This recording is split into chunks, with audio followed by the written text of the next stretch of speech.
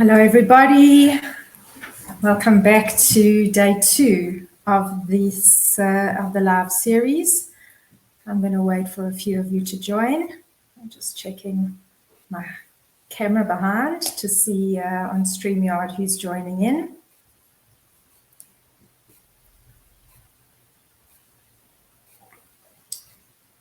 So for those of you who are seeing this on the replay, it's incredibly valuable for you to still be catching up after the day. I see we have our first person on live. Hello, hello. Remember, if you can, just to grant StreamYard permission so that I can see who it is that's on the other side of the screen. It's always so strange when I'm not on. I get a thumbs up. Thank you. That means that you can hear me. Right, we're going to wait for a few more people to join. Hello, Mart. I'm so glad that you've got StreamYard permission. I know not everybody's always comfortable with it, so I appreciate you being on. If you don't want to turn the permission on, then you're always welcome to just type in the chat with your name so that I know that you're online. We're just going to wait for a few more people to join. In the meantime, Martine, I'm not sure who else is on. If you want to just type in the chat and let me know how it went with your mindful eating exercises today. I got a few posts in the group with pictures, which was awesome to see, but I'd love to hear your feedback. So if you're joining as well, you can also just give me some feedback, some information about how your eating went over the last day, how it was to enjoy your meal. Great, I'm glad you made it. Who is it? Just put your name in the chat. Unfortunately, I can't always. Maybe it's Danny. I know she said that maybe she wasn't going to be able to join, but hopefully she made it on. Right, we're going to wait just for a few more people to join. I see there are 5 of you at the moment. When we get to about 8 or 9. Hello, Dan. I did realize that it was you. That's great. I hope you had a good afternoon with all your wonderful clients that you help so much. Hello, who else is joining? Please just type your name in the chat and also let me know where you're joining from. I know that Martine and Danny are here in RDN where I am, but the rest of you will be great to know where else you're joining from. So welcome back to all of you who are coming back this evening, and anybody who's new in the group, I welcome you into the group as well. There were a few people who joined after yesterday evening, and I apologize for those of you who were waiting to be led into the group. But once I started live at 7 o'clock, unfortunately, I wasn't checking my phone or to let people into the group. So I know that you're in the group now, and I hope that you've had the opportunity to go back and look at the recording and view the recording from yesterday. So we're going to get going for tonight.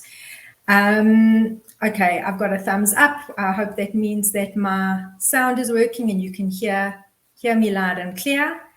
And if you've got any questions, I will try and address them at the end. Otherwise, what I did last night was I went through the chat afterwards to see if there were any questions or any comments that had been made and just responded to those. And if there are any questions that are relevant also to the topic that I'll be discussing tomorrow night, then I will definitely address them there, which will be also a bit of a Q&A section. So if you want to send through any questions that you have over the next 18 hours or so that I've got a chance to go through them, please do that. You can type them in the chat, you can private message me, and I'm happy to answer some of those on the call, particularly if they're relevant to the topic.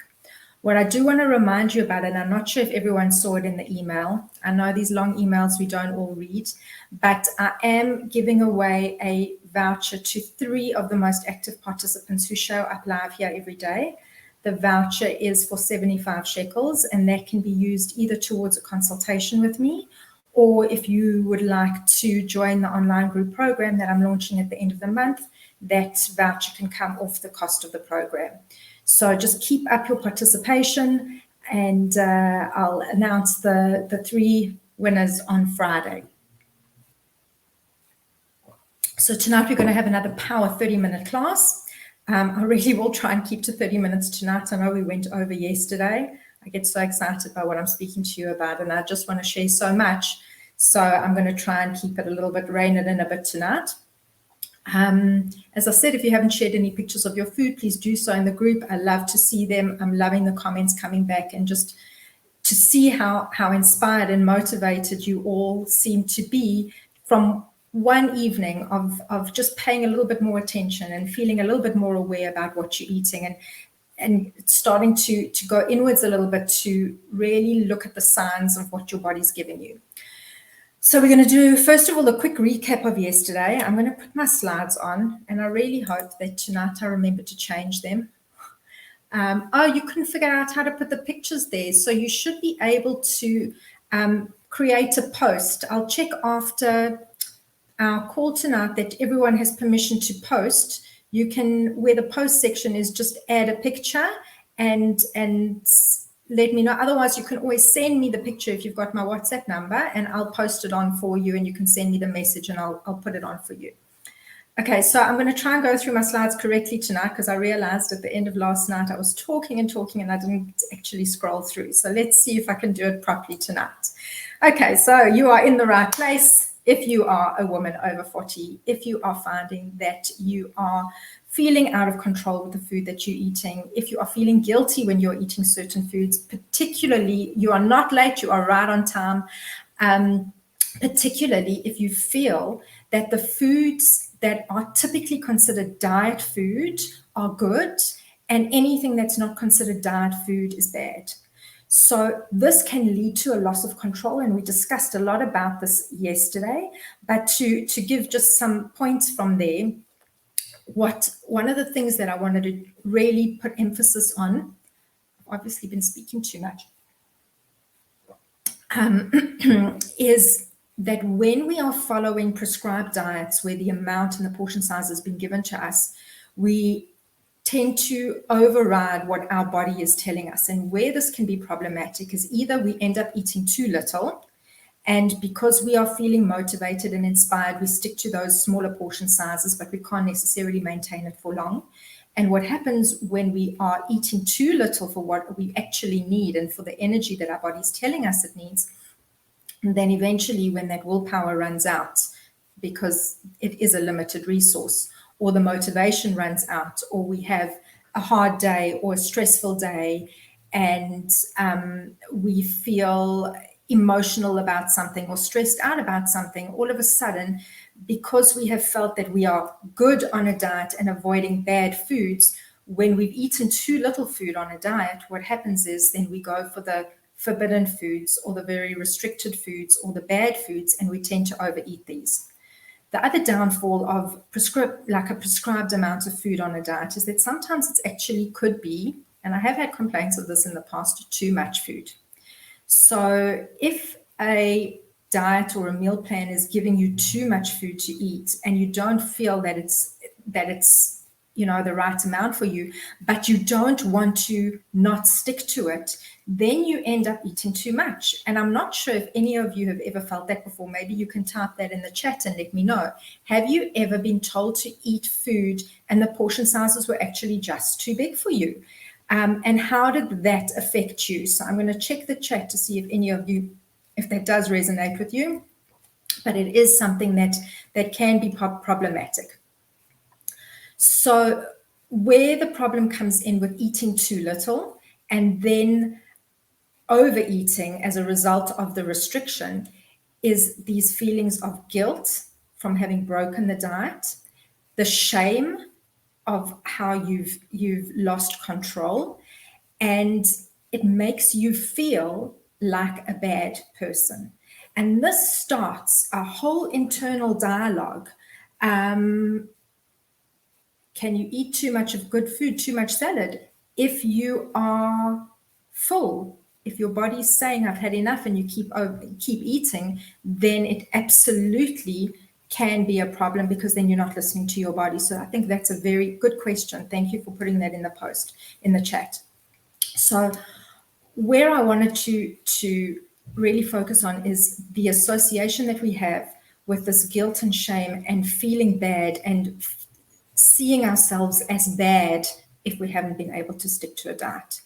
And this creates such emotional distress and such a battle, an inner battle that goes on, which plays itself out in many ways. One of the other things we discussed last night was at different times of the month, or during your cycle how your body may need different amounts of food. So typically, and I'll recap this, I'm not sure if I actually mentioned it last night, it was on my to-do list, but I may have skipped over it, that at the beginning of your cycle, when you are on your period or about to get your period, what happens is your estrogen level is very low. And this causes low energy, low mood, and cravings. So it destabilizes your blood sugar levels. And as a result of this, your body is giving you cues of cravings and saying, I'm a little bit more hungry. And if you're sticking to a prescribed diet and you feel that you can only eat a certain amount because that's how much the diet has told you to eat, but your body is telling you something different, then you stop again listening to what the inner messages are of your body, and you lose this intuitive nature that our body naturally has with us, as well as a trust within your body. So one of the things that I want to highlight, specifically because of the age group that we are in, which is maybe almost 40 for some of you and 40 and over for the rest of us, is that during the years of perimenopause and menopause, estrogen dips and it declines over this time until eventually, when you are finished menopause, estrogen is on a very, very low level. And this can cause us to feel a lot more hungry going through this. And it doesn't mean that you just can't control your appetite or you can't get to feeling full. It's a very big indication of the fact that your estrogen levels may be fluctuating. And it's something that when you understand this and you learn how to respond accordingly, that you can become more compassionate with your body and compassionate with yourself and support you in a really a much better way. Okay, one of the things I'd like you to add on to what we discussed yesterday, another little exercise, is spending, if you can, I know the minute that the alarm goes off, or if you're up before your alarm like me, I don't know, just up way too early in the morning, before you jump out of bed, to try to spend a few minutes, maybe up to 5 minutes, maybe you can manage 30 seconds, however much time you can manage, to do like a check-in with your body, to say, how am I feeling today? Did I sleep okay? What is my energy levels like? Do I still feel tired? Think ahead of to what you have to get done in the day. For me, it's like I've got a million tabs open in my head and on my computer screen of all the things I need to get done. And before the day starts running away from you, whether it's you getting kids off to school or you've got to get to work or there's messages to answer or emails to attend to, just to connect within. Because so many of us rush out into our days without even paying attention to our bodies, and we just expect our body to go on remote control or on empty. And the truth is that we are not the same person every day. And our capacity and our ability to function is very different on every day. So if you're able to take this time and just check in with yourself, you will be able to better plan your day. So if you can say to yourself, okay, I'm a little bit more tired today, I might need more nutrition, I might need more energy, then you can plan accordingly and say, today, I'm not going to run out of the house without having something to eat. I'll make sure, because I know I'm only going to get back at 2 o'clock and it's now 8 o'clock in the morning, that I pack something to take with me so that I can really nourish my body. I can eat something that I choose to eat, that I enjoy, instead of being in the car, all of a sudden feeling, oh my gosh, I'm overwhelmed, I'm so hungry, and stopping and rushing to get something which may not be ideal for your body and not give you good energy. Now, on this, I want to just say that one of the members in the group posted this morning, Simone posted this morning, and I think it's amazing. I'm so glad that you put the post on of your coffee with, we couldn't see what was in your little brown bag of little goodies that you had there. I know you said there were 3 items in the bag and you'd only eaten 1. It's okay if this happens, but if you've had that check-in with yourself and you're able to prepare ahead of time, then you have the opportunity to take something with you from home instead of relying on grabbing whatever is available. If you can hear my dog barking in the background, I apologize. Okay. Right. So let's have a look where I wanted to go to with you now. Okay. One of the biggest things that many women find, and that is over the age of 40, mood swings. So if you want to, a show of hands in the chat, you don't even have to be over 40 to have this. Is anybody experiencing these big swings in mood swings? Big swings and mood swings, okay, where you can be absolutely fine and all of a sudden this overwhelm of emotion or this dip in mood happens almost out of nowhere. And what I found so interesting, yep, who's saying yep? Let me know who that is. It's so common. It's so interesting that when we, Danny, when we are going through these years of perimenopause or preparing for it or in menopause, how often do we also have at the same time teenage daughters who are now entering the years of womanhood and menstruation? And just the same as when we were becoming teenagers and our bodies didn't feel like ours, we weren't quite sure, we weren't comfortable, everything was so different and new, and we had also these mood swings, we start experiencing them again over the age of 40. And guess what? If you've got teenage daughters, they're doing exactly the same thing. And it can make it just compound the issue. Natalie says yes as well. Oh my goodness, I know. So I find definitely I have a teenage daughter as well. And oh my goodness, when you have your periods, when you sync with periods with your teenage daughter, that definitely makes it even harder. So what you are eating at this time in your life or in the month can either support your mood or it can actually make it worse. It can fuel the fire. So this leads me on to, which is tonight's topic about reducing sugar cravings. How what we eat affects our mood. This is a huge topic, and it's something that I go into in a lot of depth with my clients, and which I also will cover quite extensively in my online program that's coming soon.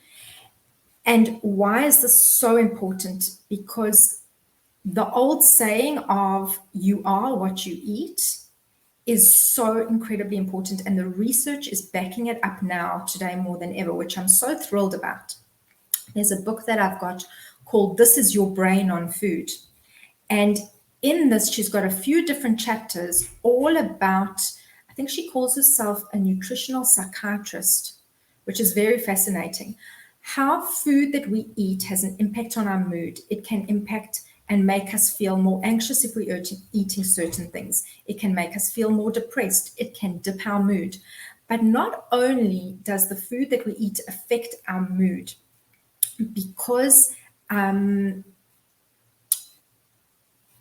what we are eating is affecting our brain, how we then feel about ourselves and the day and situations, and the thoughts that we think, and then our actions as a result of that can so often be looked at in reverse to what did I eat that caused those emotions, that caused that dip in mood, and could I choose to nourish my body differently in order to support not only my energy levels, but my brain health and my mood as well. So I just want to check and see where I am in my script and make sure I'm not leaving anything out. Okay, so this is very important. I wanted to highlight for you that when we think about what food to eat, when we are typical dieters or we've tried to do any kind of meal plan, particularly if calorie counting has been part of this whole process, is that when you think about quality of food, very often you equate it with what the caloric value is of that food. If this is something that makes sense to you or rings a bell for you, then type that in the chat for me as well. So instead of focusing on what the calories are in the food, it's very important to look at the quality. And the reason that the low calorie foods can become so problematic, and I'm speaking more now to like more processed foods as opposed to like foods like vegetables, which typically are lower in calorie. If not that I want you to focus on that, but just to give you an example. So the low calorie options, which some people are very proud to tell me that they eat, or they look for the calorie content of food, and because it's only got so much, they're happy to eat it, or they eat more of it, is that very often those low calorie foods contain within them artificial sweeteners. Now, these artificial sweeteners have been branded as being healthier for us because they don't contain sugar. And for many, many years, nobody realized in the world of science, besides for some reports of artificial sweeteners, specifically the old age ones, potentially causing cancer, no one realized the effect that it actually has within our body. And I'd like to take you through it a little bit tonight without getting too much into detail. Have you ever drunk and I know, Martine, you said that this is something that you've reduced substantially. In fact, you've stopped drinking diet sodas. But most people, when you go on a diet, you substitute a diet drink in order to feel more full from the food that you're eating, because you're not feeling so full potentially from the food that you're eating. If it's too little, you end up substituting a diet cold drink together with your meal, or maybe in place of a meal if you feel hungry later on in the afternoon, in order to get you through to the next meal. If this is something that you've traditionally done, I'd love to hear about it, and I'd like to offer a suggestion as to why this potentially could be causing a problem for you. So the body intuitively, when we take in something sweet, signals to our brain that there is something sweet coming in. And as a result of that, the body starts preparing for sugar. It can't tell the difference between artificial sweeteners and real sugar. So it prepares as if there is sugar coming in. This means that, please don't lose me here, and if I'm speaking too much about this, I'll get through it quickly. The hormone in our body that is responsible for keeping our blood sugar level within a normal range is insulin. And insulin is what we call a storage or an anabolic hormone. And when we eat carbohydrates, sugars, also protein to a small extent, our body releases insulin so that when we digest and absorb the sugar from the food, our body is naturally able to take the sugar from our blood and put it into the muscles and cells where it belongs, and that our blood sugar level doesn't stay too high. So now, when we've drunk a diet cold drink with artificial sweeteners, or we are using sweetened products with artificial sweeteners, and we are now finding that even the new age ones potentially are also causing the same kind of a problem. Our body is causing us to increase insulin, and if we've drunk just a diet soda, or we've eaten a low-calorie food which has just got artificial sweeteners in it, our body naturally is now waiting. Our blood sugar doesn't rise, but the insulin is there anyway, so our blood sugar level dips. And the minute that sugar is dipping, what does it cause? Anyone can guess? Maybe. If your blood sugar level drops, not only are you more irritable and moody, but it causes cravings. So what we think we are doing right, what we think is benefiting us by not drinking a normal soda or not drinking anything, yes, cravings, exactly, not drinking anything with lots of sugar in it, and rather using the sugar substitute, what this actually ends up doing, I think I need to change slides. See, I'm not good at this. Okay. What this ends up doing is causing us to crave And when our blood sugar is low and we are craving, instead of sticking to, and I'll put it in inverted commas, our diet, we end up overeating and binging on the wrong foods, or on foods that are not as nourishing for us. So where we were trying really hard to have low calorie options and artificially sweetened options, it actually backfires. There's one step further. And that is that within our body, within our intestines and our gut, live a whole host of bacteria and viruses and fungi and yeast, and they're meant to be there. It's very good for us that they are there.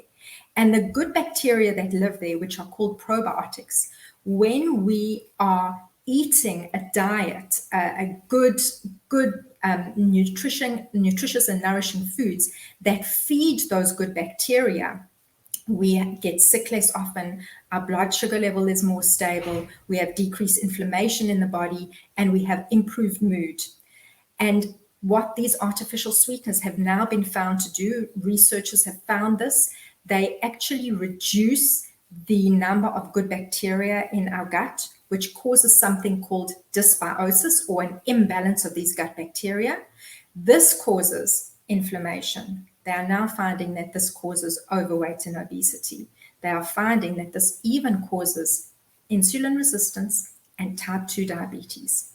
So even though we think that having the sugar substitutes, using artificial sweeteners, is preventing us from gaining weight, becoming insulin resistant, having metabolic syndrome, developing type 2 diabetes, they are now finding there's actually a direct correlation between them.